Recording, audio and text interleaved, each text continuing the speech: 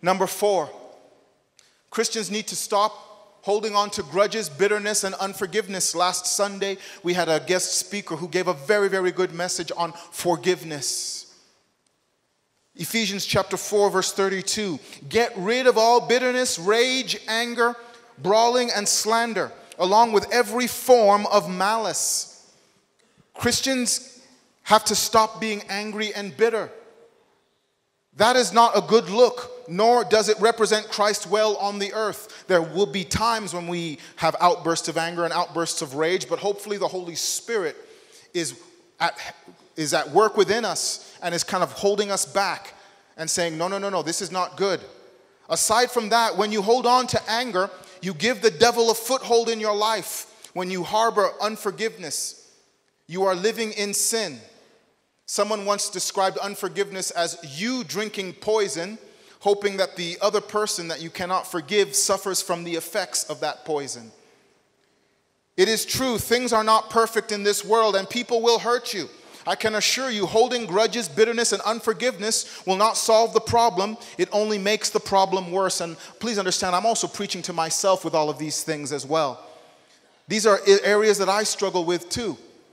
And I pray that this time of fasting has caused the Spirit to have dominance over the flesh in these areas, in myself and in all of you who've been participating in it. There's hardly a person in this world who doesn't have a scar on their soul.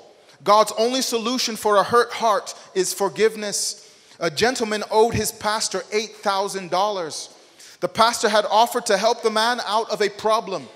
Over time, it became obvious that the man was not going to pay the pastor back. Every time the pastor saw the man, he saw his lost $8,000. That made it worse. What made it worse was the fact that the man had not yet bothered to offer an explanation as to why he hadn't paid up. After many weeks, the man came to his pastor and offered his sincere apologies. He was not going to be able to pay his debt. The pastor made a decision in that instant. He chose to forgive the man. He released him from the debt he owed and promised never to raise the subject of debt again. In releasing his debtor, the pastor also released himself from the frustration, anger, and hurt of being owed a debt.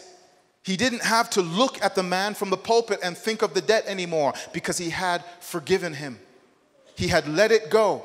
Holding on to bitterness, holding on to unforgiveness, it hurts you more than the person that you have those feelings towards.